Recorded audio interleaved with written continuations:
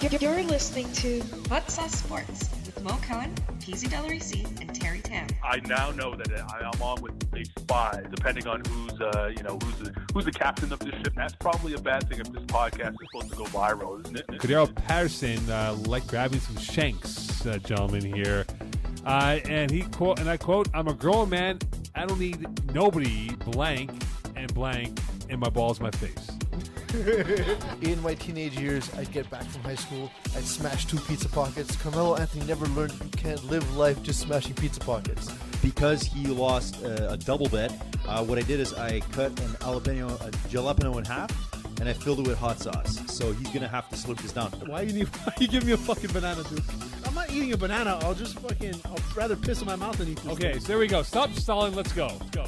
Now, here are your hosts, Mo, Terry, and Peeze. Welcome everyone, you're listening to and perhaps watching Hot Sauce Sports. I'm your host, Peeze and I'm joined, of course, by Terry Tam. I want to see myself, Eagle. I also want to see myself, Eagle. Yeah. Eagle's our producer. Eagle. He's here today. I am a producer. Welcome back, Eagles. Yeah. I click buttons and turn knobs. You were here last week, but welcome back, Thank you. No problem. Duke is not here because he is busy. Our chief graphite. Graphicist. He's a lazy little... No, he's actually great. Yeah. He's, I don't know what he's doing. He's napping. He's tired. He texted me separately from our group, and he's like, I don't know, man. I'm not feeling well. I'm tired. Here. And then I said, okay, well, it's a podcast, not a prison sentence. Like, yeah, if exactly. you can't come, you can't come. It's okay. Like, the show's better when you're there. But you can't come if you... I was more like along the lines of, it's just a podcast. Let's just come.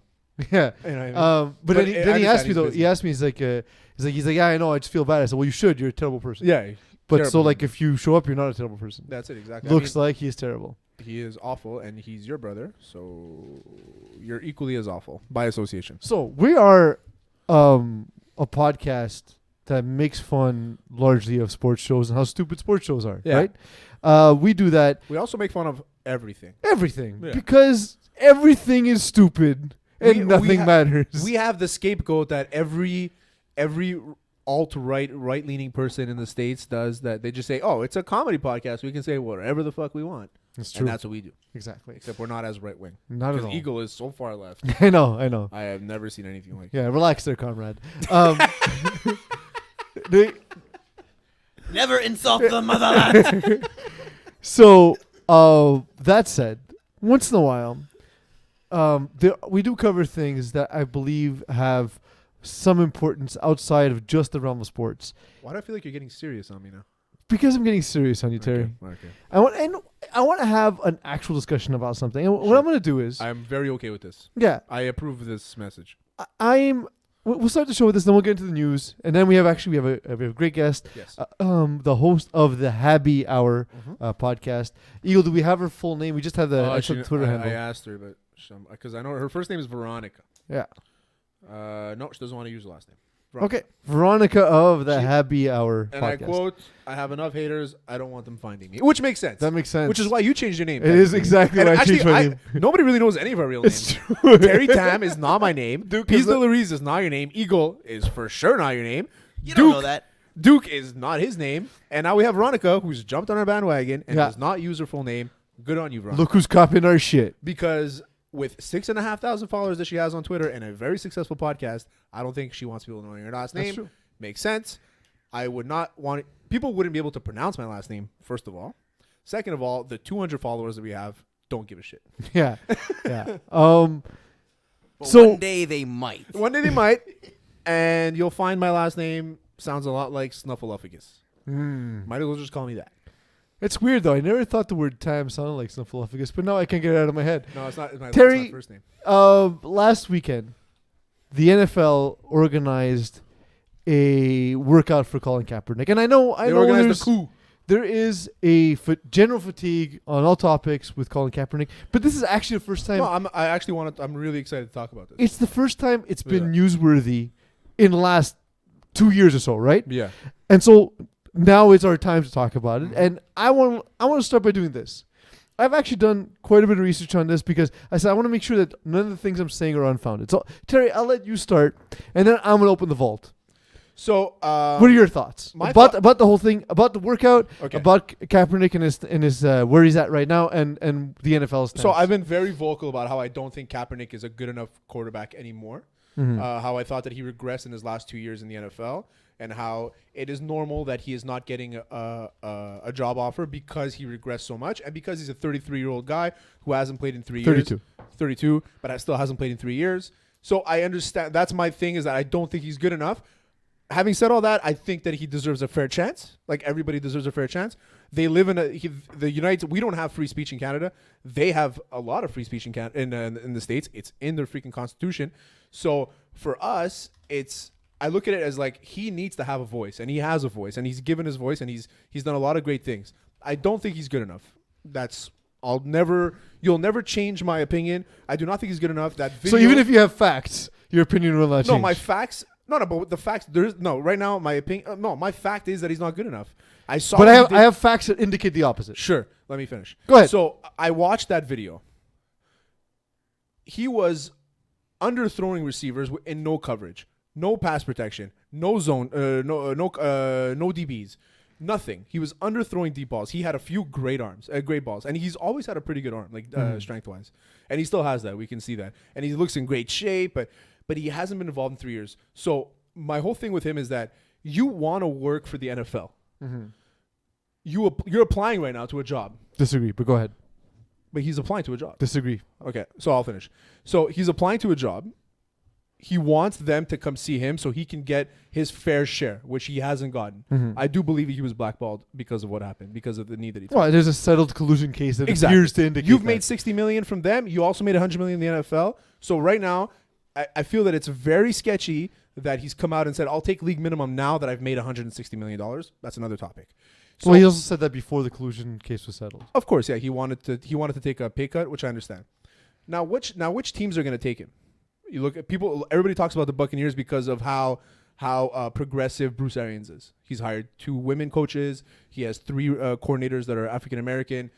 He's very progressive, and they're like, why? And he legitimately doesn't seem to give a shit He about doesn't give a anybody. fuck. Yeah, and Bruce Arians is awesome. I don't think anybody has a bad thing to say. Terrible about Bruce commentator. Arians. Other than him at coaching, he's not a great coach. And he was awful in the booth. Oh, he was he even was worse in the But booth. he's got great glasses. Yeah. Great guy. And I think that people are saying, oh, he should go there, but he doesn't fit their offense. Bruce Arians loves to air it out. That's one thing. So I don't see a situation to put him that they're going to put him in, that a team is going to put him in to where he's going to succeed. One. Now, having watched that, let's go back. Having watched the whole the highlight tape that he did, I wasn't too impressed. I'm not an analyst. Who the fuck am I? Fuck myself. You know what I mean? Like I can barely throw a football. You've seen it. Eagles seen it. I can barely throw a football. But I also know what I've been watching for 30 years, and it's football. And he doesn't have it anymore. And regardless of if he's being blackballed or not, he should get an opportunity on a team. Maybe as like they use the term that he'll be signed next year kind of thing. Like he won't be signed this year, but he'll sign in the offseason to get to training camp, which I think he will get and he should get. But I think that he's taken an approach of they don't want me. But that's not true, because they brought 30 teams to come out see you. But so okay, and then he wanted his cameras out to paint his own narrative, which I agree with, like, because you don't trust them. Well, they haven't given you anything to trust. It's clear that the trust has been fractured on both sides. For sure, right? For sure. But so they haven't given him anything to trust them with, and he's like, well, I don't want you to go. And he's wearing a shirt that said like he's like a slave or something that like relates to him being a slave. That's not something you wear to a job interview. So there's first I want to address the job interview thing, because that's a common take. The NFL is a unionized environment. Yeah. This was not a job interview. He's already paid dues for the NFLPA. He is represented by the NFLPA. He is right now currently. Yeah. Okay. He's still paying his dues. Why? Oh, because he's an active NFL player. He has not retired. For example, Gronkowski's still in the NFLPA. Okay, but he's fresh. Okay, makes sense. So he's still paying union dues. So this isn't a job interview. He has the job of NFL quarterback. So why do this? This is a job placement. So why do this? Well, it's not job placement. It is job placement. Okay, what if nobody takes Because what else can he, like, there's no other job in the NFL for him. There's only NFL quarterback, right? I agree. He's a quarterback. That's his job, right? I agree. He's just not currently placed in his field. Now, the next thing is, let me start with let me address your take on Kaepernick. Yeah. Kaepernick is statistically good enough to be in the NFL, and here's why. At the age of 29, I didn't disagree with that. at the age of 29, I didn't disagree with that. at the age of 29, Yeah. when I did not disagree with that. when he was initially He blackballed. spent a lot of time doing research. Shut up and Absolutely. listen. Bill, actually, and this is actually Bill Barnwell Show of the ESPN who had first reported this. Show the screen all your research It's a piece of paper. with notes. But yeah, so Bill Barnwell wrote in 2017 that no quarterback at the age of 29, which he was at that time, Yeah. no quarterback at the age of 29, regardless of performance, including the quarterback whose name is Greg Morangi, who has 0-7 and has the NFL record that stands today for the lowest completion percentage. Who's this guy, Morangi? He's a guy who none of us remember because he was awful. Yeah. He got a second contract and got to play at 29 years old. Sketchy. Exactly. And we've seen a parade of guys coming in and being offered contracts, including Mike Glennon making $18.5 million guaranteed. But that was off a great season. It was not. It was It off was of- the same offseason that Colin Kaepernick did not get signed. But Colin Kaepernick had already made $100 million. Yes, He had already made it, and the Niners are like, we don't want this guy anymore. which is fine. Get rid of him. But how did he not get a backup job? So I'm not denying why he didn't get a backup job back then. Back then, he should have gotten it right away. So then last year when Josh Johnson came off the couch and started for the Washington Redskins. Very sketchy to me. But the thing is that the way I see it is that, and it's not right, but it's just the way it is that he's not good enough for the headache.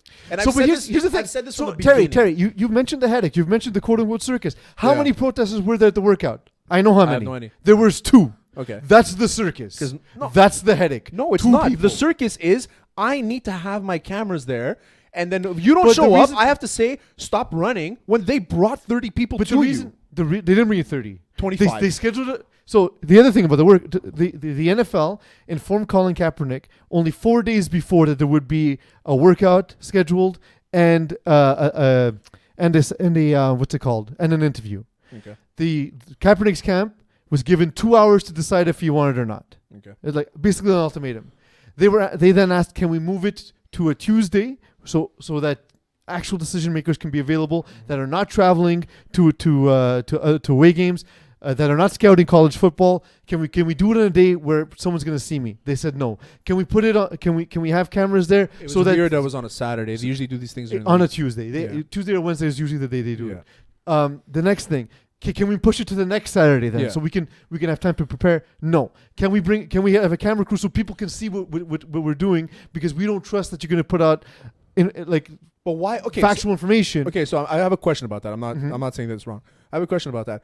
What factual information would the NFL be able to give to coaches that saw what happened? But what if the coaches are then instructed to say, "Hey, do us a solid. Say he wasn't that great." So then we have another problem. But we can't assume that's what's going to No, happen. but I'm saying Colin Kaepernick doesn't trust the NFL Sure, side. yeah. So he's like, "Can we have a camera crew so everyone can see Yeah. for themselves? So coaches who aren't there can see the tape." They said no. So, what? And when asked why, no one from the NFL has been able to answer that. That's another thing. And again, why would you give them But the just NFL 2 never. hours? The NFL never answers anything.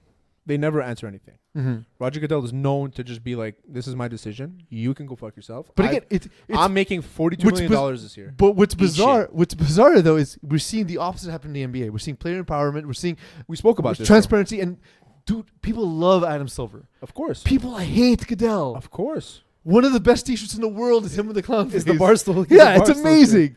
So no, but the thing about we spoke about the NFL. Just, I can show. It's very clear. The NFL's logo is a shield. It says NFL on it. Yeah. The NBA's logo is a player. They care more about the player than they do about they care more about the team. Absolutely. Now, you're saying that again, not good enough to be in the league. Sucks balls. Barnwell reported that NFL officials on more than half the teams Yeah. have told him that at this point he's good enough to still have a job in the NFL. I agree that he's good to have a job in the NFL. I've never said Yeah. otherwise. I just. But don't he think- doesn't though. And I like again, I and agree with that. the argument of system. Okay, yes, Jameis Winston's very different from Colin Kaepernick. Different, yeah, I know why people automatically assume that one would be a good replacement for the other because that's what people No, do. I think they were leaning more towards the Bruce Arians thing. But the other thing But is, yeah, I get what you're saying. but here's the other thing. They always say, "Why doesn't he sign on the Ravens?"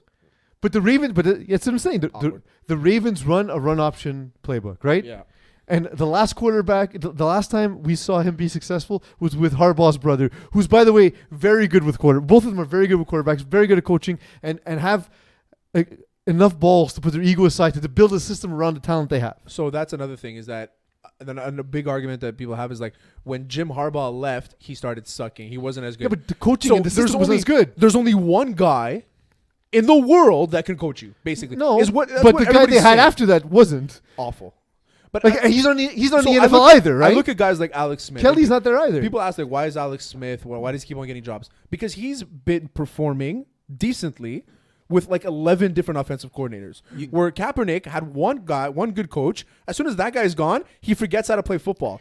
Well, so no, but he was. What's the difference? Kelly, what's the outlier? No, but Kelly was also known for creating a system that people had to adhere to 100%. And if you don't have the skill set to play in that system, then it'll never improve. He's a real college guy. The Alex Smith rehab video was that's pretty impressive. Man. Yeah.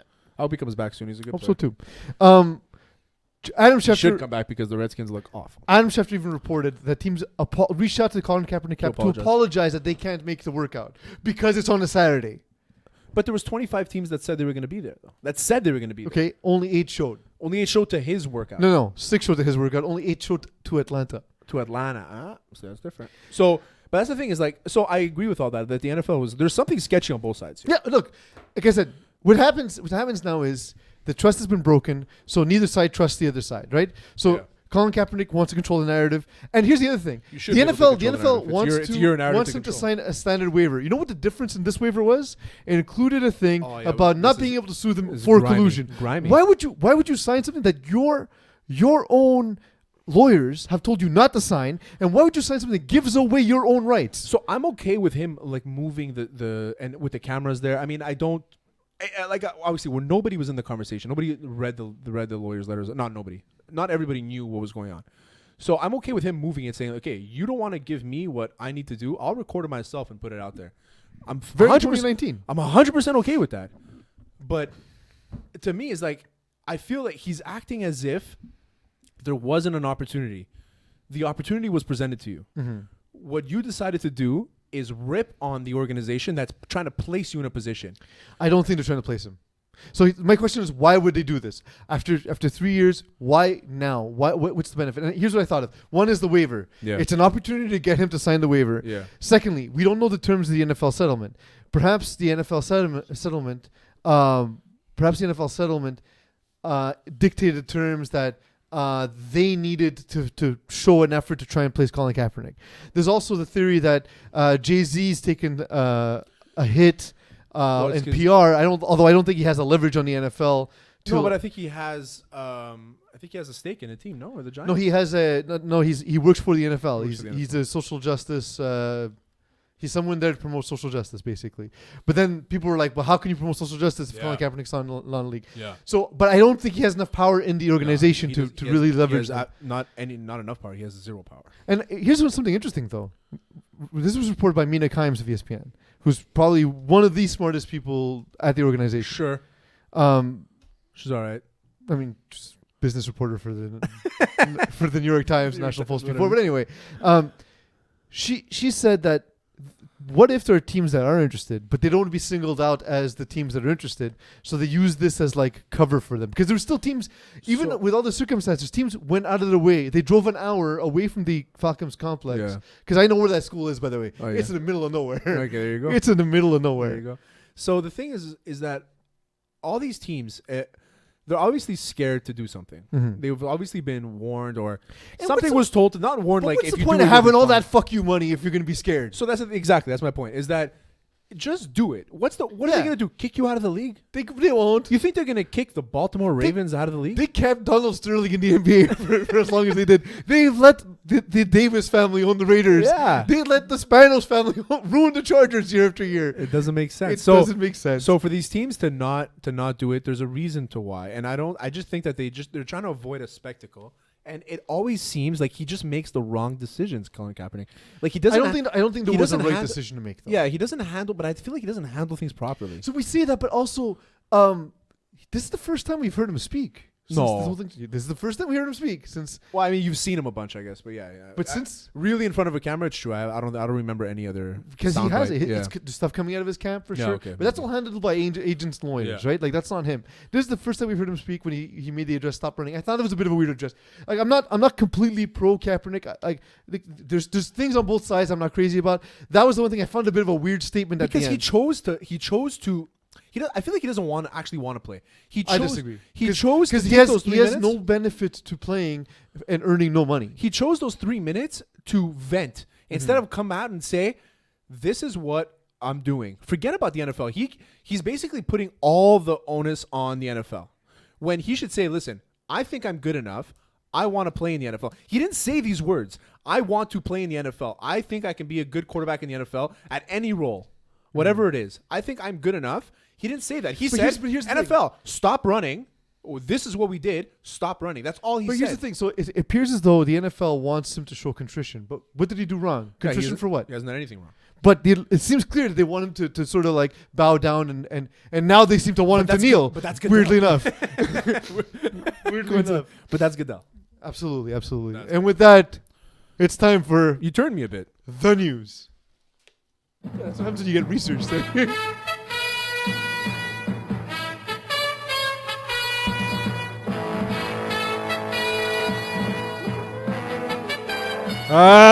Terry, it's the news, or is it an interview? Shall we just do the interview she first? hasn't answered yet. Yeah, maybe let's do. I'll message. Oh, This there you is go. not great for No, live she just format. answered. It's okay. It's fine. She good to go now? We'll take her now. I'm asking her now. I was about to say what her actual Skype name is on. No, definitely don't No, do that. don't do that one.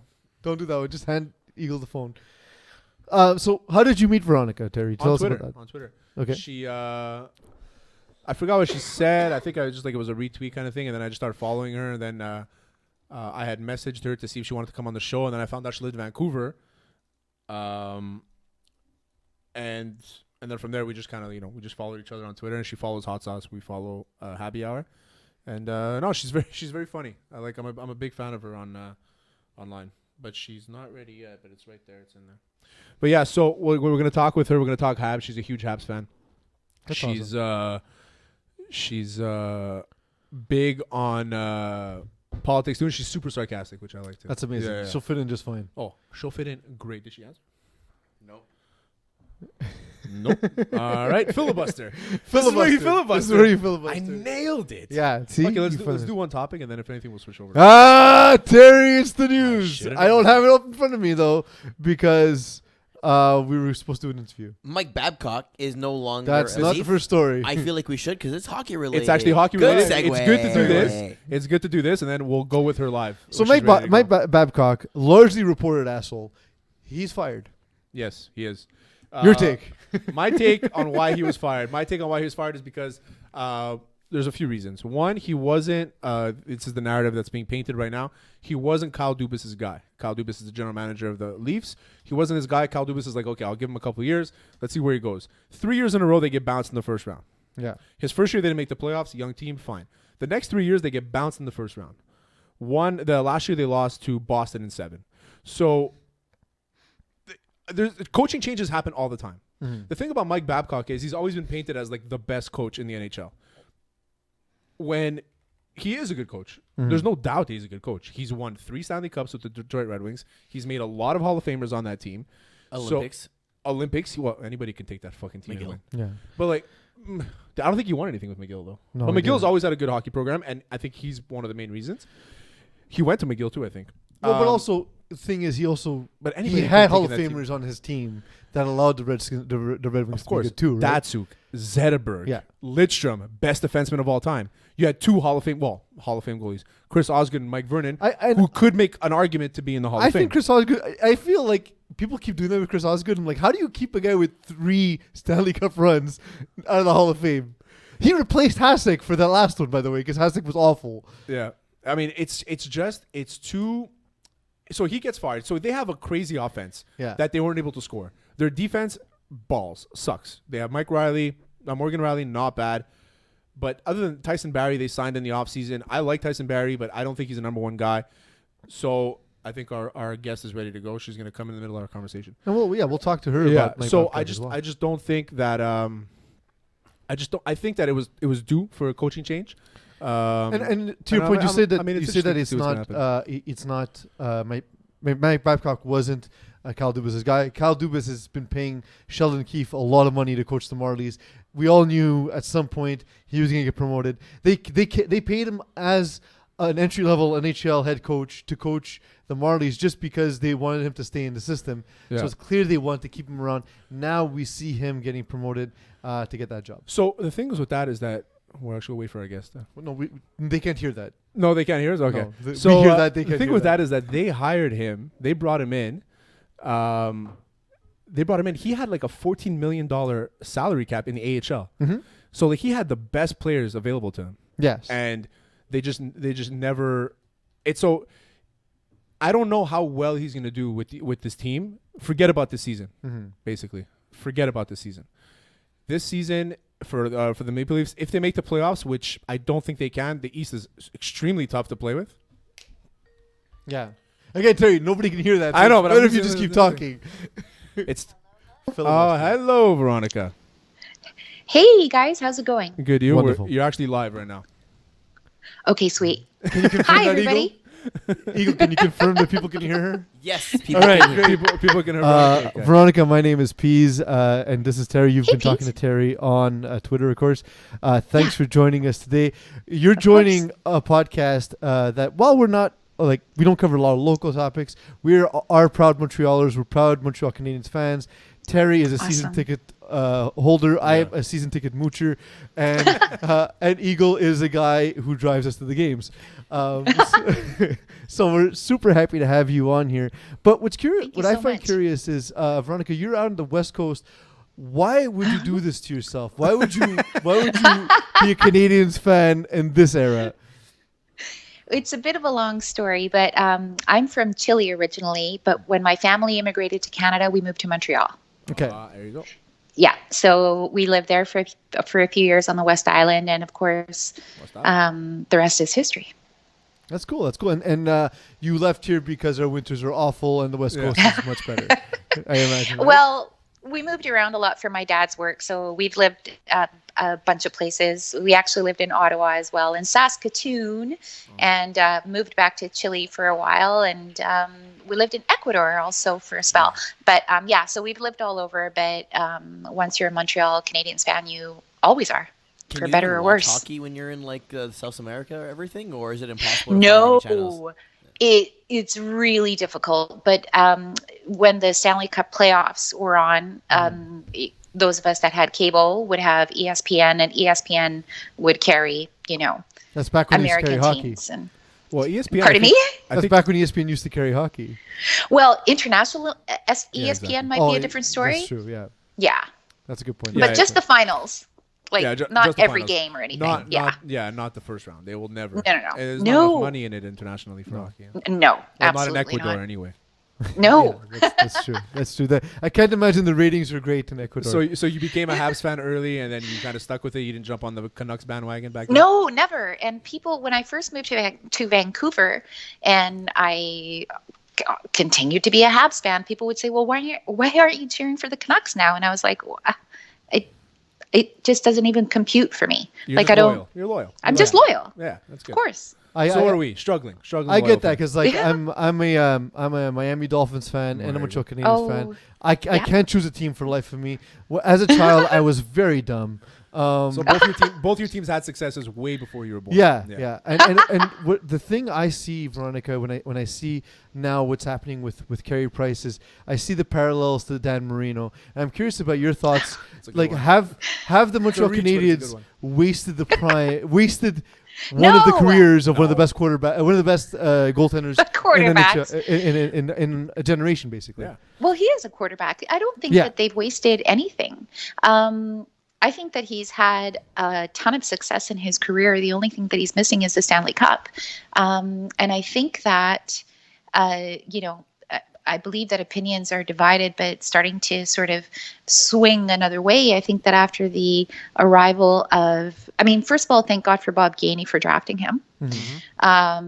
but Trevor since he Timmons arrived, more than anyone else, but anyway.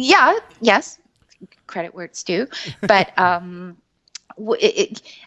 think that thank God for Mark Bergevin, honestly, because once he arrived, I mean, we're in year 7, right, of the so-called 5-year plan, the mythical 5-year plan that he never said that he had. However, well, Bob Gainey's 5-year plan was just sign a bunch of washed up players.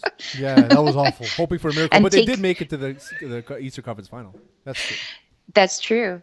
But there's one run in that team. Like you have to get it, and if you don't get it there, but when you look at the team today, the only player who is still there from the day that Mark Bergevin arrived, other than Carey Price, is Brendan Gallagher. So he's basically shipped everybody out of town, including the core players, and he's built this team around Carey Price. And I think that he's also done it's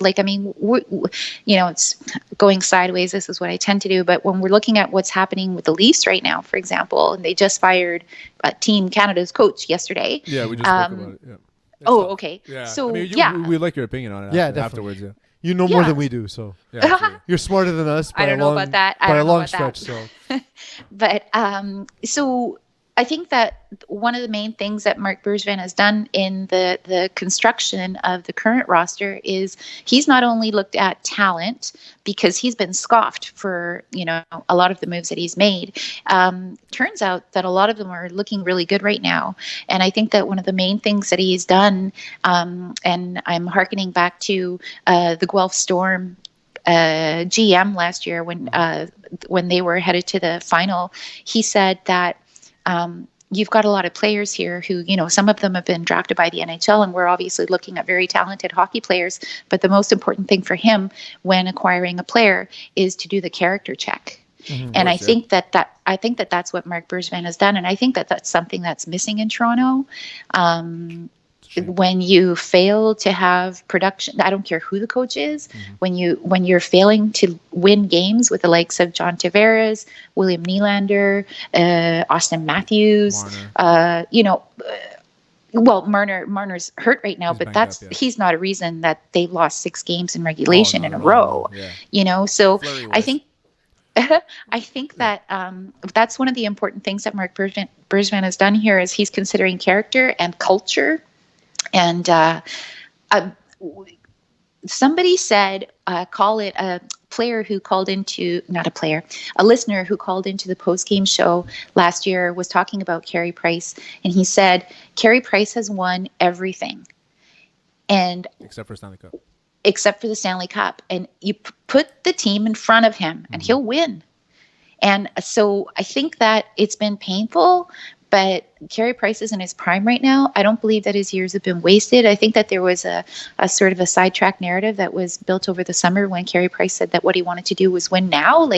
And that's just because reporters kept saying, hey, the future's so bright. You guys are going to be so good in a few years. And Carey Price was like, obviously, as you would, he said, I kind of want to win now, And I mean, when you're considering the start that they've gotten off to, I mean, everybody kind of levels off. But when you look at the character on this team, I don't see catastrophe in their future. Like they're playing really well together. They play for each other. They love each other. They're accountable to each other. So I think that if I'm Carey Price, I'm liking what I'm seeing right now. I don't feel like anything's been wasted. I think that's a media narrative. Of course, yeah, and that's what we do. Yeah, but in Montreal, you mentioned the post game show. We know what station you're talking about, and that station, as good as it is, they're also flip flopping. Like one day, after the Habs beat the Bruins at home, they were talking about how the Danault line is the top 5 line in the NHL. The next day, they lose to the Stars. They start talking about how they never win battles. So it's like this team can never win battles. Season. Yeah, Lafreniere season, exactly. So, I mean, if we can get Lafreniere, that's fine. I watched the kid play growing up, and the kid is unbelievable. Yeah. He's not in the cards for us. No, not even close. No. So, no, I don't think he's in the cards. Because the thing is, a lot of the Habs fans here is that they're frustrated because the Habs have never committed to the rebuild. They've never committed to tanking. Habs have never tanked. Yeah. And the Leafs tanked, and they got Matthews. We tanked, and we got Kotkaniemi, who hasn't really panned out yet. You know what I mean? And I He's think been he all will. right. He's okay, 19. Yeah, he's 19. Yeah. That's what I'm saying. It's like, but we're rushing him already. So everybody's Yeah. talking about how he's not playing well this year and how they faked his injury. But it's the media plays a huge part in the success in this team. And there is a lot of good character guys in this team. Gallagher, you can talk about him for years, how much character this guy is. Same thing with Domi. As dumb as the penalties he takes.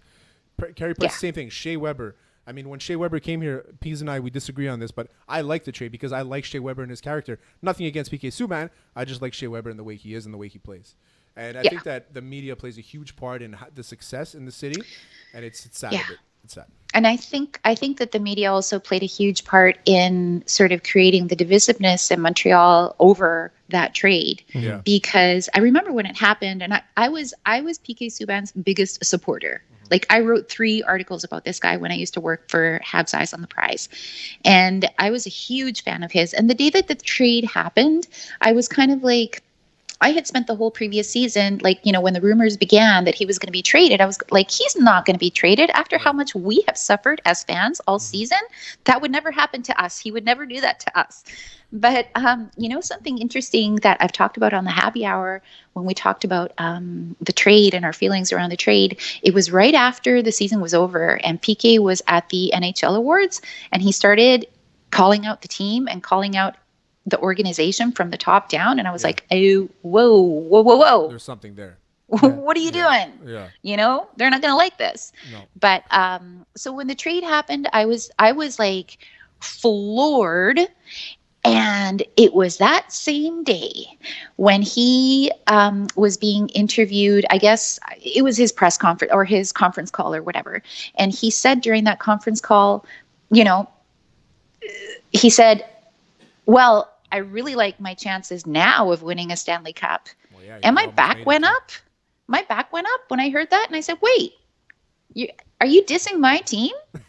And when I heard that and I felt that, I knew I was going to be fine. Don't get the chili pepper after you. No, my loyalty was still intact. There you go. You know, but the sort of storm that was created that entire year within the media over that trade, and especially because the Preds went all the way to the finals, it was sort of like, I just kind of felt like if the media is not moving on, a lot of people in Montreal take their cue from the media, and it was really frustrating for me. And I'm trying to always be kind of even keel about this thing, like the run that they're on now, and like I don't expect them to win every game all the way to the middle of April. Well, they're and still like you know, sixth in the NHL. I don't know. And for scoring. Yeah, exactly. I think they're 5th in the NHL for goals scored. Yeah, it's because they have to. You know, the defense is off. They've had to, absolutely. Exactly.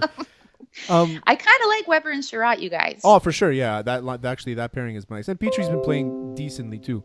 But he's great. Yeah, and I mean, there's guys like Kulak who you might have a game on, game off. I like Mete. Yeah. Mete he's progressed really well. He actually he has 2 this year. 2 goals. He has 2 goals this year. So, 3. He had 2. He had 2 against Boston. Exactly. Yeah, my bad. It's true. You're right. Yeah. And I will never second guess your opinion ever again. But I'm just saying is that I like the team. I like what they're doing. Obviously, they have some holes to fill. Hopefully, they can. But it's always, if you lose tonight, the season's over. If you win tomorrow, Stanley Cup. That's what it is in Montreal. Exactly. Montreal's very knee-jerk when it comes to the Canadians. Veronica, so again, you know, maybe I'm fascinated by the whole thing, and I know now that you lived in Montreal and so on and so forth, but what got you to start the Habby Hour podcast? What got you to thinking, you know what, I need to do a Montreal Canadiens podcast for the West Coast? Well, I cannot take credit for the idea of starting the Habby Hour. That was Dave at MetalDave01 on Twitter. He, he and I became friends on Twitter. Like, he was one of the few fans that I could still talk to, like during the season 2 years ago where it went really bad and everything went to hell and we didn't make the playoffs. System, you need to talk exactly. To so there were very few people on Twitter that I could talk to and remain optimistic and kind of say, well, no, I believe in Marc Bergevin and what he's doing and whatever decision he's going to make and all of that stuff.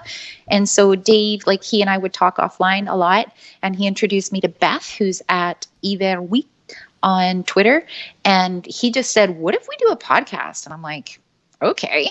Why not? And at the time, it was like I was at least a little bit apprehensive about the idea, because this is like during the darkest days of March of 2018.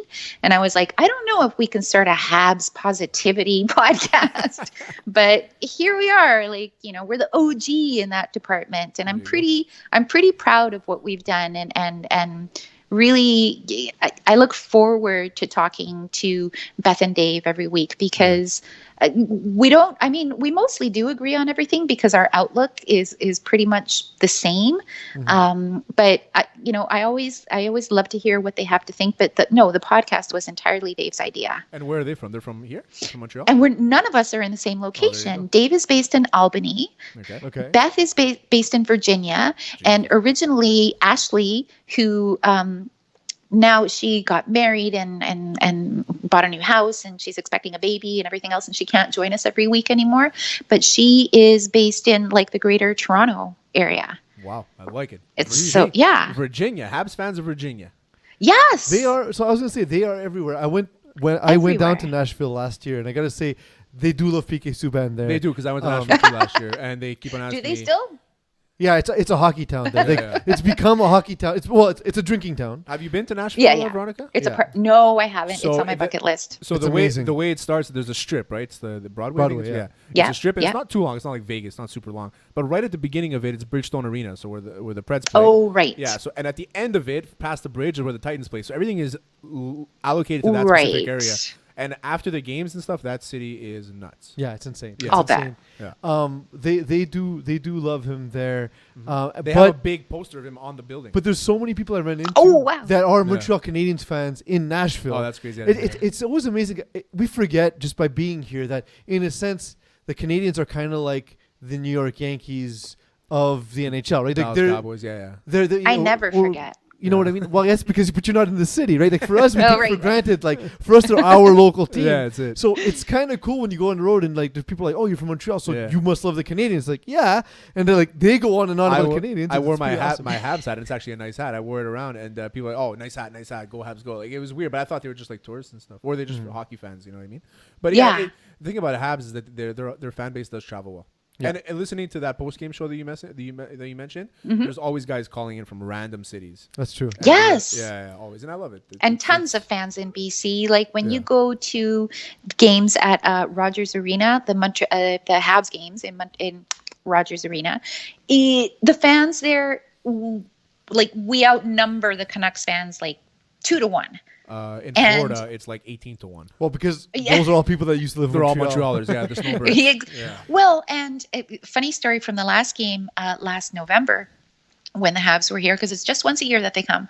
I was sitting in the end, where the Habs shoot twice. And it was like that's where most of the Habs fans tend to sit, is in that end. And a goal was scored, I don't remember by whom, for the Habs, and we were standing up and cheering, and I was kind of turning around to high five any fans behind me, and I looked up, and about 5 rows up there was a guy that I had known in Chile 20 years ago. And I'm like, oh my god. And so we got together and started talking and everything, and he now lives in Kelowna. And 30 Habs fans rented a bus and came all the way from Kelowna just to go to the Habs game. That's pretty awesome. Love it. And so that's dedication. Yeah, so exactly. He's also a Chilean who was raised in Canada. Okay. Yeah, but then moved back to Chile. So let's get your quickly. I don't know. I know you don't have a lot of time, but let's get your opinion on the Babcock situation. My opinion on the Babcock situation is it kind of was summed up, like we've talked about it on the Habby Hour. We don't devote too much time to the Leafs except for when situations like this are happening. Yeah. But we've talked about it before, and we just think that those players, it's basically the opposite of what we've got going on with the Montreal Canadiens. I believe that those players just got mishmashed together. Somebody looked at a spreadsheet, looked at how good their numbers were, and put them all on the same hockey team, and didn't account for how they were going to fit together. I don't think they like each other. That's my mantra. And 2 or 3 nights ago on the weekend anyway, after another time that, one of the many times that the Leafs lost, I saw Babcock on the post-game show on TSN, and he was saying, we've just got to really remind ourselves that we're a family and we're all a family in there, and family. And it was almost like he was begging them to figure that part out, because I don't care how much talent you have, if you don't have that other element, at least not in the NHL, you have to play together and for each other, and because you're going to battle every night. And so they don't have that. And I think that Babcock just understood that about these players. I think that they've got the Morgan Riley, they've got Mitch Marner, they've got I can't even think of, maybe John Tavares, who understand what has to be done to win a game, but that's it. Yeah, that's where it ends. That's another thing too, is that no matter how good of a coach you are, and I think we can all agree that Babcock is a good coach. Team He's Canada, a wonderful coach. Yeah, he's a great coach. He's not very liked. Obviously, a lot of stories are coming out now about asshole things that he's done. Mike Commodore specifically. And that guy, I didn't even know who he was until yesterday. So Mike Modano's story is crazy to me. And what is it? So he's played 1,499 games in his career. Yeah. His last 2 games in the NHL, Mike Babcock's healthy scratched him when he was playing for the Red Wings. Yeah. So there's things like that. He must have done something. But he's Mike Modano. He's a Hall of Famer. You just put him in for 1 game. You know what I mean? So literally 1 shift. 1 shift. Yeah. And it's not even like you're like struggling to get into the playoffs. Like, they're irrelevant games, just fucking put you in, right? Yeah. I mean, we don't know what happened behind the scenes, obviously, but we can't There's say two that. sides to every Modano, story. and he was like, Mike Modano's sexy as hell. I'm jealous. I'm not playing Mike Modano. But that's it. So Babcock is always the team, the system. It's what this is more important than your individuality. And remember that's how he was, at the Olympics, he wouldn't even play PK Subban. That's it. Well, PK Subban was the 7th defenseman on the team because he didn't fit that style, which I understood. But also, it's like PK Subban also brings you a completely different aspect of the game. Yeah. And he might help you out in a certain extent. But Babcock is very stuck in his own ways. And I think we've seen that throughout the years. It was just masked by success in Detroit. Admittedly, he was defenseman number 7 on that roster, though. Yeah, he was. He was. Yeah, I mean, pay attention, Eagle. Weber, Doughty, Keith, Seabrook. I mean, I don't know where I would put Pietrangelo and Bomeister. Yeah.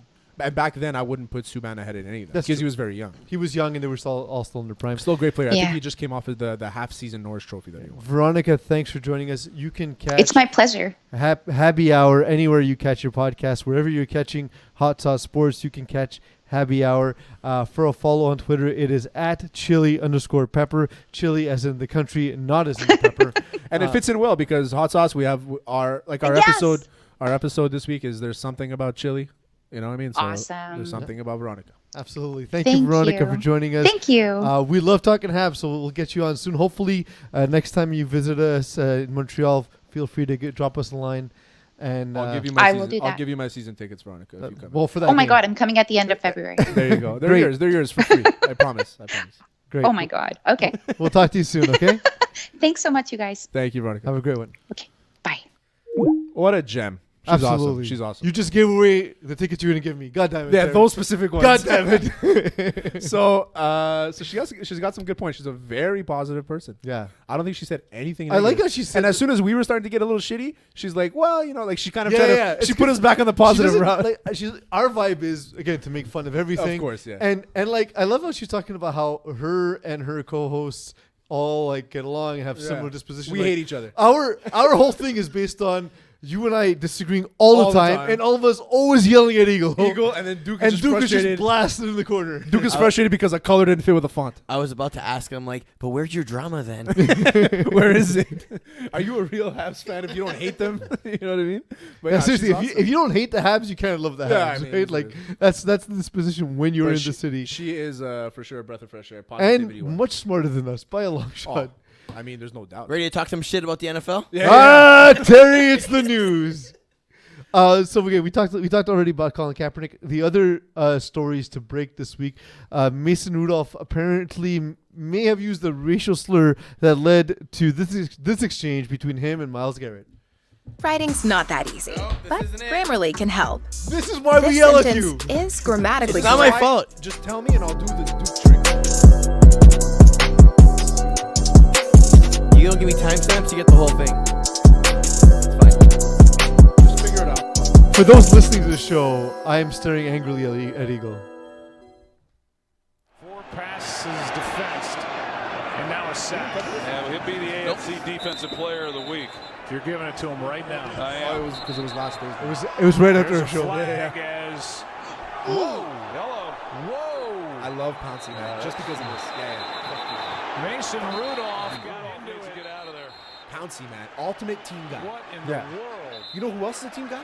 Myles Garrett. Believe Myles Garrett. Fair.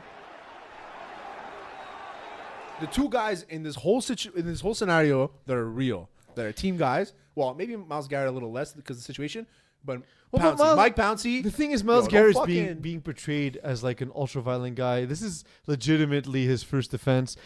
Here's another thing. Helmet swinging has already happened in the NFL, and last time it resulted in the following penalty: 2 preseason games and 1 regular season game. Who was it again?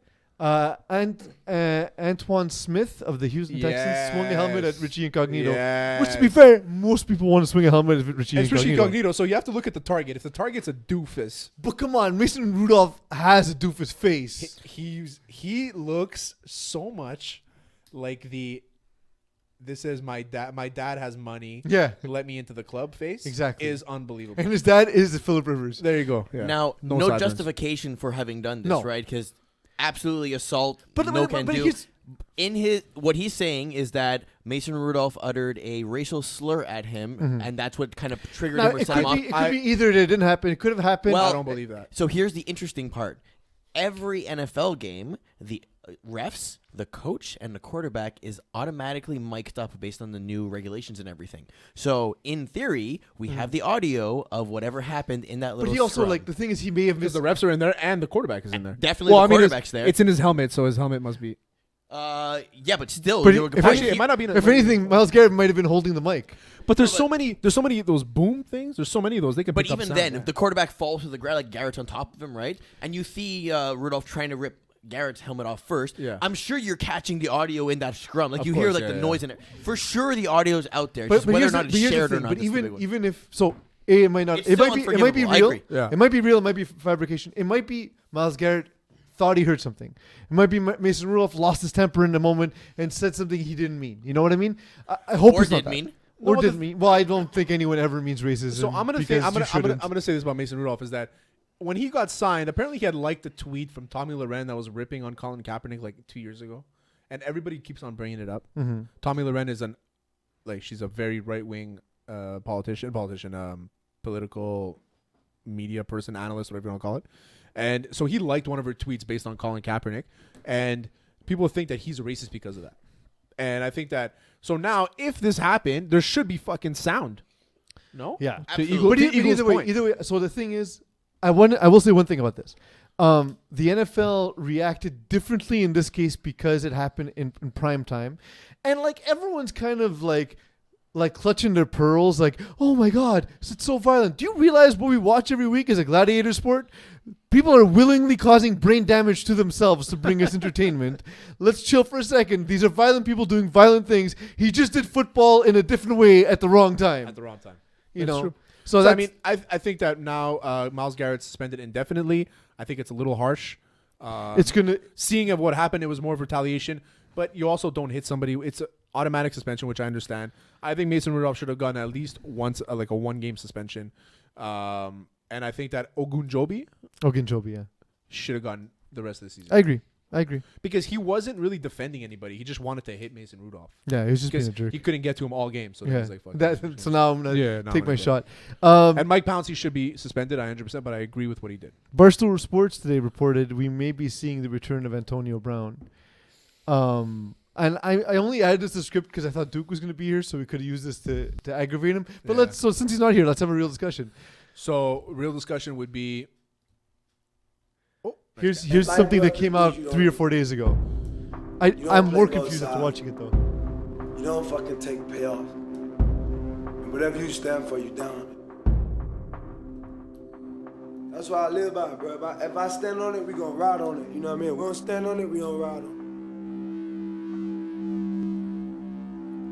Put on a We shirt when say you drive, we man. do it. We ain't gonna let somebody pay us off. You saying fuck somebody, that's how we saying fuck them. We ain't selling them with them. We ain't taking nothing. And not saying that I'm not going back to play and they ain't gonna clear the I air. want to like Antonio Brown. I really want to. But like in some stuff, since bro, I be wanting to stand for shit that's more impactful. Because at the end of the day, bro, we gotta find purpose in our life, or we wasting air. You feel me? You gotta find purpose in your life, bro. You wasting fucking air because, bro, life's so fucking short. Like, bro, I swear to God, life's so short. I don't want to watch this. All you really got is the people that love you, bro. Who gonna be there? This is really bothering me. So I like. I saw this before. Okay, I didn't see it. It's so good, man. It's unbelievable. I just don't know what this is. It's him. This got posted November 19th. It's just him trying to justify why he's been as vocal and why he hasn't just shut up and played or whatever it is. But it's not that they got rid of him because he didn't stop talking. They got rid of him because he's done stupid shit. And So the Patriots are like, nobody else is going to sign this fucking guy. Let's get rid of him. Not pay him the $9 million that we owed him. Yeah. Legally. Sign for $1 million. Legally. Yeah. And then we'll sign him in week 14 when he's fully healthy. Because here's the thing. Brady now that we need him. Tom Brady hasn't thrown a touchdown pass in 3 weeks. I know. Julian Edelman has more touchdown passes on my thrown fan- in the he's last on my 3 weeks. First time that's happened where Brady's on the roster for a game and doesn't lead in touchdowns. Yeah. Oh, In really? like 20 Even, years. and there's even one game he ran 2 in. Yeah. And didn't throw any. It's bizarre, but it's clear that they're missing something. Josh Gordon was not the same. Yeah. But other than the Randy Moss year, Brady has never been known to throw like over 40. Okay, but none in 3 weeks is a big deal. Oh, huge. Yeah. I'm saying. And when you watch the offense, they do look. He somewhat, looks rusty. they He look- looks old. The whole offense looks constipated. It looks like it's Julian Edelman and nothing else. Josh Gordon Defense didn't looks have the legs great, he used though. to have. Mohamed Sanu's not fitting in exactly like they thought he would fit in. Shame. They need this. And the O line is not helping him out either. And it does appear. Well, they have two main injuries on the offensive line, and their Pro Bowl fullback has also been hurt. So all this stuff hurts. So Brady, he did an interview. He always does the Monday Night Football on the radio there. Yeah. I was on the radio, and they asked him, so are you kind of relieved that your defense is able to bail you guys out because the offense isn't clicking? And he goes, it's nice to have that comfort zone. He's like, but I want to fix what our offense isn't working on. Like, Yeah. he's not taking it lightly, you know. Of course and not. that's not Tom But Brady. but We've so, never like- known him to be that way. Antonio Brown has since apologized now to the Kraft and the Yeah. Patriots organization. Yeah, every It week. was Have you obviously noticed? done Have you by- noticed it's on a Wednesday or a Tuesday every Yeah. fucking week? Yeah. He does it on purpose. Well, it's not him. It's the he's attention. He's paid a PR firm to do this. Of course. My guess is that the Patriots, one of the camps reached out to each other saying, "What's it going to take?" Yeah. And I think it's like, well, if you start by apologizing, we'll start looking Then at. we'll start the process. Yeah. But the thing is, he also Sure. has pending lawsuits and pending sexual assault lawsuits. That's going to be a bigger issue. Yeah, because we haven't heard any of those things. I thought he paid them off and just said fuck it.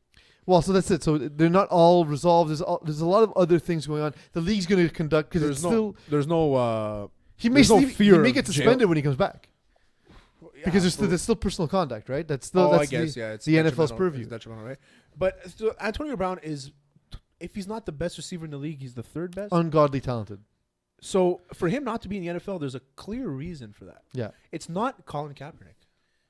It's Yeah, not Colin I Kaepernick. mean, Like, you know, he's I'm not saying, keeping him out of the league. Is that your question? they're not like saying like you're not good enough. Like it's not. But nobody's saying Colin Kaepernick's not good enough except for you, Terry. A lot of people are saying it. Yeah, but not NFL people because Most NFL. not the thing I reported. Well, the 32 teams that haven't signed him are saying that he's not worth They're it. not. They're saying that not it's worth not it. about football. He's not worth it. Yeah. Exactly. But But if he was worth it, but Antonio Brown is worth it. And Yeah. he's gonna find a team. That's what I'm trying to say. I do think that team is the Patriots. And I think it's before the end of the season. The NCAA has been shaken. The world's been shaken in the NCAA. That the top teams. It looks as though Alabama will likely not be moving on to the college playoffs, but the reason for it is About fucking time. Tua got injured. Say his last name. Tagovailoa, Wow. professional right here, bro. Holy fuck. So Tua's Snuffleupagus over here. Yeah. Tua's injury, by the way, is similar to that which ended Bo Jackson's career. So this is a serious injury. No, they're saying that it's not. They're saying that he completely dislocated his hip, Bo Jackson, where all it's his similar. was like a fracture. Oh, okay. he's not going to be able to partake in any physical activities until after the combine. He's also had 2 surgeries on the same ankle. But now it's also the hip too. Now it's the hip. He's just always injured, this kid. Well, so here's the other thing. He's always injured and not being paid for it. So let's get real here. Alabama is paying plenty. Yeah. But let's just say, let's just say he wasn't getting paid. Right? On the books, he's not getting paid. Yeah. And for people who think that giving the guy free history classes is good enough, this is what can happen. Because you know what? We're talking about Tua in this case, but let's say it's someone else on the roster. Let's say it's a backup linebacker who's getting a free education until, oh, by the way, he gets hurt playing for you, and now he's not getting a free education anymore because you're cutting him next year. Because you're going to cut his ass. This to me is just another indication of how a coach who's making $11 million keeps his injured quarterback that they rushed back to face LSU, faces a terrifying defense in LSU where he's obviously not healthy, not force him, but you're the adult. You're getting paid. He's not getting paid. He's a kid. You should have been smart enough not to play him against LSU, and you should have been smart enough not to be playing him in a blowout against Mississippi State. And I think that they had forced him to stay in, right? Something like that. Well, no, he was going to come out after the next drive. Oh, the next But drive. why is he even in this game? Why was he playing? You don't need him to win this game. You do not need him to win the game. And it's and I know Tua wants to play. But for him, he's probably like, okay, I'm not playing now. Let's just work on everything I need to do because I'm going to be drafted in the first round next year. I don't think he will. First round. There's so many quarterbacks out there. Willis McGahee. What's going to happen is Willis McGahee. Correct. But the thing to remember is this is a heavy quarterback draft. So there's 4 that are going to go in the first round, including him. I don't know that. I think the Patriots may draft him in the 3rd round, and of course he's going to be on the goddamn Patriots. Of course. No, I don't think he fits in the Patriots. They'll make it work. Yeah, they'll make it work. They usually do. Also, because people keep saying that he's a running quarterback. You know, he's not a running quarterback. No, not at all. He throws 400 yards a game. That's what I'm saying. You know what's happening there, right? Russell Wilson is not a running quarterback, and he runs. Yeah. Tua is not a running quarterback who does not run. Yeah. Like, it's not even the same. He's closer to Brady than he is Russell Wilson. They like to compare the two because they're kind of similar in like stature. And something else probably. Yeah, there's another reason to that. Yeah. But they both have extremely big arms for sure. And Tua he could be a good player in the NFL, but he's too injured. Alex Smith. Yeah. Alex Smith always had injury problems, and those guys, they can't get rid of it. Tony Romo, same thing. You can't get rid of those injuries. It's crazy. Yeah. I hope for his sake he can. And fuck you, Alabama.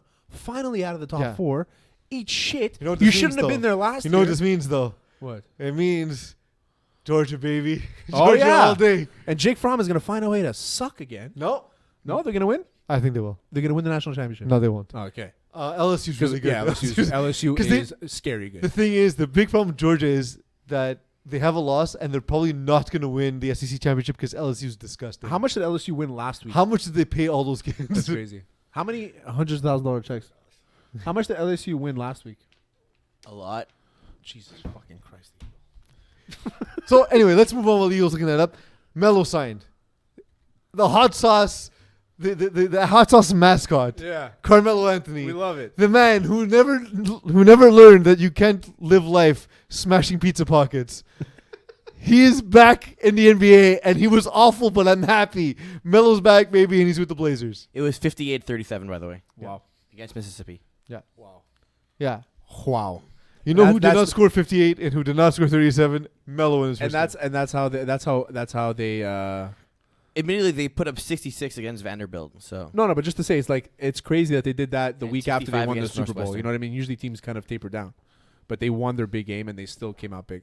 Still came out strong. Anyway, back to Melo wearing number 00 because it reminds him of the infinity symbol. Also, it's the way he's been playing. Because he sucks. Yeah. Did he hit a 3, though? He hit a 3. Yeah. He took The first shot of the shots, game. though. The first shot of the game. Yeah. But like, I actually watched that. Then, Whoa. But then he missed 9 straight shots. So It was basically, bad. the narrative starts, Melo's back. Oh, no, wait. No. Well, you know what? But let him. I it's think one game. he'll be fine. Yeah. He'll be okay. He'll be mellow. He's gonna hit some corner threes. Melo's gonna mellow. He's gonna absorb the ball and never pass, and his defense will be terrible. But he's gonna provide us with some great moments. Melo's gonna mellow. You can't go wrong, and we gotta love him for it. And I think it might work. I think Portland's a good.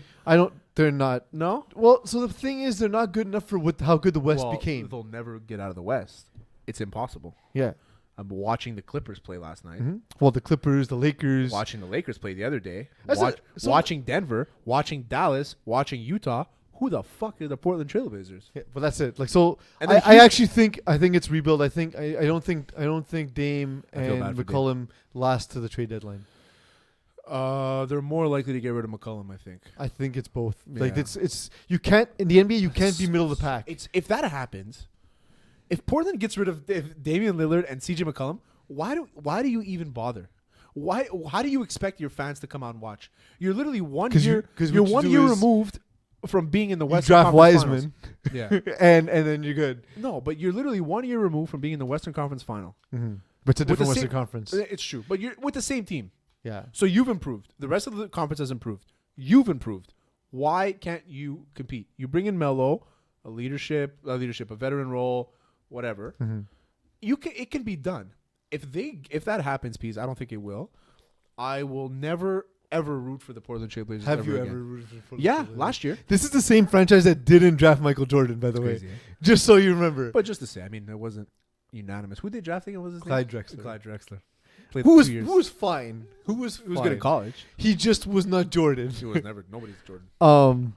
But there's another story that came up from the NBA. It's not something that happened now, but it's a story that the details of it and all this have finally come out. Yeah. And actually, I actually heard this on Mina Kime's daily podcast. Yeah. It's like a 15-minute podcast on ESPN. It's rare for us 15? to promote other. Yeah, it's awesome. It's the first thing I listen to in the morning. I'm just not a huge Mina Kimes chick. I'm I'm a Barstool guy. Yeah, They don't like him. Well, the thing is, she's smart. She is very attractive. She is. And I like smart, attractive people. That's why I'm a fan of Joy Taylor. I love Joy Taylor. I listen to her podcast. Yeah. And But I like the name of it too. She covered a story about an ex Sacramento Kings executive. Okay. His name is Jeff David.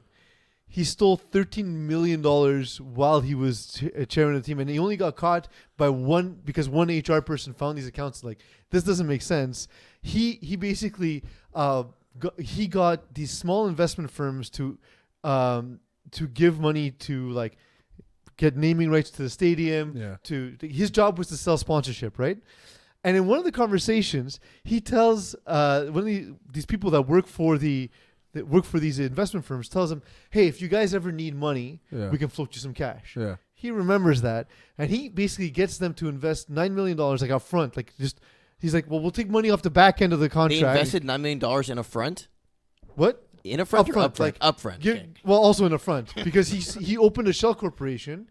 It was called, like, Sacramento Kings Sports Whatever, Management yeah. something. And he took that money, put it there, bought real estate on Manhattan Beach, and his goal was to eventually make enough money that he could pay it back. It was like an unauthorized loan is what he called it. And actually, when the FBI arrested him, he actually gave all the money back. Okay. But you still can't steal money. Well, you can't embezzle money. probably didn't take any jail time. He's 7 years. He was in jail for 7 years. He's got sentenced recently, and at the time reminds me he left of- the Kings, and he was such a rising star. He got hired by, like, the Miami Heat, which is, like, one of the best organizations in the NBA, and this guy was stealing money from the organization. It's crazy. It reminds me of the 30 for 30 I saw called Big Shot, Mhm. and it's about how this guy with no money almost bought the New York Islanders. Oh, it's like when George Gillette bought the Canadians. You mean? No, but he was actually literally had bankrupt. But he had a group, though. At least. But he was bankrupt. Yeah, How I did know. he have a group? I don't know. But anyway, so this guy, he was actually, I think he was Greek. He had, and the reason why he got caught, it almost went through, like, the day of. The reason why he got caught is because he sent a fax to the wrong number, and it had the wrong numeric value on the check or something. Like, he was supposed to give a deposit of $17 million for the team, and he accidentally sent a check of $17,000. Like, things like that he would do, you know? Yeah. And he'd be, oh, it's an oversight, whatever. You know? What's interesting is in this case, It's crazy. You got to watch it. in this case, Jeff David, he had left some stuff on his computer relating to this account Yeah. that they bought the property with, and so this HR rep saw this and was like, "This is weird." She reported to FBI. Then she calls Jeff David for a conversation, like, asking him about it. Now he's with the Heat, so she calls him asking, it's like, "Hey, what's this on your computer? Like, is it important?" And then he basically admits on the phone, he's like, "Oh, that's an old thing. Yeah, it's one of my files." But he admitted that he knew, he had knowledge of it on the phone with the FBI listening, and, like, it was just a slip. Like, he just, in his Some mind, smart people are dumb. well, in his mind, he didn't think he was doing anything wrong. He was investing it on their behalf. Because it's his But company. without Personal telling anybody. Yeah. It's like I take $100 from you and I put a bet on the Yankees winning the Super Bowl. But I that's a don't bad bet because the Yankees don't play football. Super Bowl, exactly. and then I'll be like, well, I'm gonna give you the $100 back. I just want to make some money. But you won't tell him you took the You don't $100. tell You him, just yeah, took it out of his wallet. One last thing. Let's just listen to Kawhi answer a question about an awesome dunk in the most Kawhi way possible. It was okay. No, it's worse than that. I didn't see this. It's Did worse better you than actually that. see the dunk, by the way? No, it's just a I didn't see reaction. Do you want to see the dunk? Yeah. Post whose it. dunk was it? Okay, it was Kawhi. Kawhi's Kawhi. It's amazing. I feel like I did see it. The dunk is actually insane. It was a crazy fourth quarter. Kawhi Leonard! Oh! That's just dirty. It was a One crazy more fourth time. quarter. The last 5 minutes of that game was unreal. Kawhi Leonard! Oh! But I will say that the refereeing in that game was awful. The Celtics didn't win that game. Kemba Walker was fouled a few times. They didn't call it, and then they made some makeup calls on. And then they asked him about it, obviously. Block, you answer the dunk you had in the block. What do you want me to say? Whatever you want to say, but it's just more of just the build-up leading into that play, what you were seeing and your thought process. Patrick threw me the ball. I took it 2 dribbles to the paint and tried to jump high and dunk the basket. Be less boring. He can. He's a fun guy. He's a fun guy. Okay, this is very fun. So Eagle wants us to skip rapid fire because we've already gone over. What if we make it super rapid? Like super rapid? Super rapid. It's in and out. Just No, 'cause it's some no funny conversation. shit. Yeah, I just want Eagle to read the topics. Oh, there you go. Okay, yeah, sure. Let's do that. So let's go into rapid fire. We'll skip the first one because you need audio for it. Winnipeg. No, Blue- but but you need what audio y'all? clip then. A Miami Dolphins reporter was talking about Movember and was like, "I can at most I can squeeze out a dirty Sanchez." That's amazing. He basically doesn't know what a dirty Sanchez is. That's the best. It's amazing. Well, he probably does, and that's what the whole. But now point he is. knows. Now he knows. It was Adam Archuleta. Even better. Winnipeg Blue Balzer, one diehard Winnipeg Blue Bombers fan, has not worn pants since promising he wouldn't saw do this. so until the Bombers won the Grey Cup, and it's like 6 years or something. Well, they're in the Grey Cup this week. So yeah, they're in the Grey Cup, so maybe it's gonna break it, but it's fucking cold in So Winnipeg. he says that the only time he's ever worn pants since he made that bed was like at a funeral. Yeah, exactly. And at other funerals, he's actually worn shorts. Yeah, like sometimes when he knows the people and he's like close to them, exactly. like, he'll wear shorts if he knew that. There's they one knew about guy. There's another guy that's similar to this. It's not shorts. He lives on his roof. Okay, but like he has access to because it's atop of his restaurant. He has access to a bathroom and a shower. His wife brings him food every day. So it's really, got heating. He's basically got just a bigger TV than my place. It's not. You're not being penalized. You're away from your wife. Yeah. All right, Bark back. Charles Barkley has apologized for making an off-the-record comment to Alexi McCammond. Barkley allegedly said, "I don't hit women, but if I did, I'd hit you." So it's complicated. It's not something you can really say. He thought he was joking around. Yeah. Like Charles Barkley's also gotten away with being the guy who doesn't give a fuck. Who So has, he's been like- rewarded his whole life for making these kinds of comments. Wait. Like Don Cherry? Yeah, and I'm not saying it's okay. But the other side of it is it's also something set off the record. So where do you draw the line between you don't feel comfortable, so you got to say something, but at the same time you told someone it's off the record and then you report it? Yeah. Like I've told friends of mine that they're dirty cum guzzlers, but like I'm not gonna say it on the record. Yeah, Terry. I mean, you asked me not to say that on the show. Next, we have spit take. The Washington Capitals' Garnet Hathaway has gotten suspended for spitting at Anaheim Ducks defenseman Eric Goodbranson. So Eric Goodbranson gives him kind of like the ref looks away and Eric Goodbranson gives him like a punch, and then Hathaway turns around and spits in his face. He gets suspended for 3 games. Yeah. Good. It's always the second guy. It's like Myles Garrett, the second guy. No, but you don't spit in somebody's face. True. And we actually had a question. You don't swing helmets. Yeah. You don't spin in the guy's face. We actually had a question at hockey the other day in the locker room. What's worse, licking or spitting? Licking. No, spitting is worse. Spitting is like very disrespectful. But if someone like slowly runs their tongue across your face, like Marshawn did that. Yeah, it's pretty bad. So licking is like I'm just trying to be a shit. Yeah. But spitting is like it's low. It's low. But I feel like licking's just because of the surface area is more disgusting. Yeah, like why would it's you more lick disgusting by square centimeter. And playing sports, it's full of sweat. Yeah. Why would you do that? And last rapid fire. If you ever had a hype man, you know what this is. Oh yeah, this is great. I love this. MVP front runner. Wait, show it. You're not showing front runner. No, there's one more after this, Eagle. MVP front runner. If anybody else got to say something different about that, then come see me. I'm right here in Beemore outside the bank. If you got an issue with that, come see me. I'm about that. Big trust. Woo woo. Lamar Jackson in the flesh. Yes, sir. Trust. I love this guy now. Mark You have Ingram. no idea how much I love this guy. I've never heard him speak before. I don't think I've heard him speak either. He's too jacked to have eyes that crazy. He's a pretty beastie man. Did you know he was even that big, by the way? I did, yeah. Jesus Christ. He's always been a pretty big guy. But he's like fast too. He's actually gotten smaller. When he came into the NFL, That's coming from insanity. Alabama, Oh yeah, he because was all huge. Alabama backs are giant. Always huge. But I love it, and he even has a nickname for himself. It's Big Woo.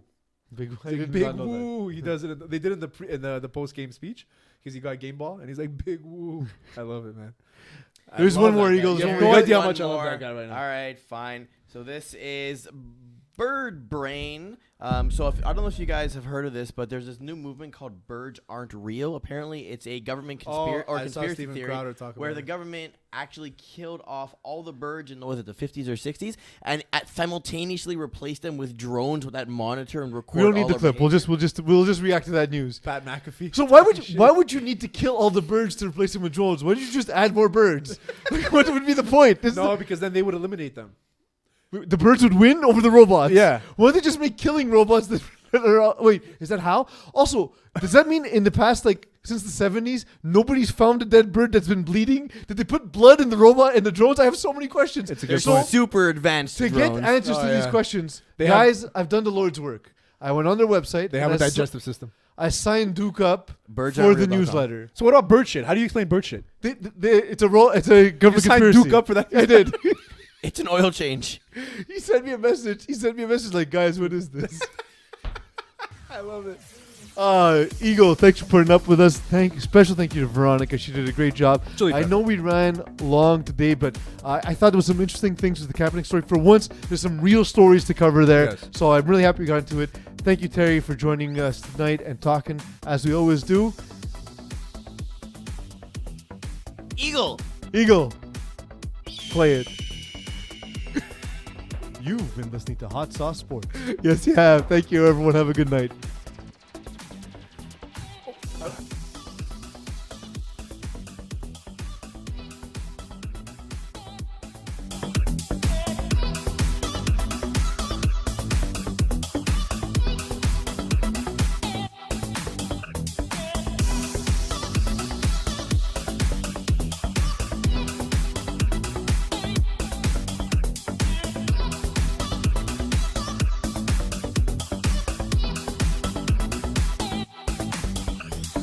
You've been listening to Hot Sauce Sports.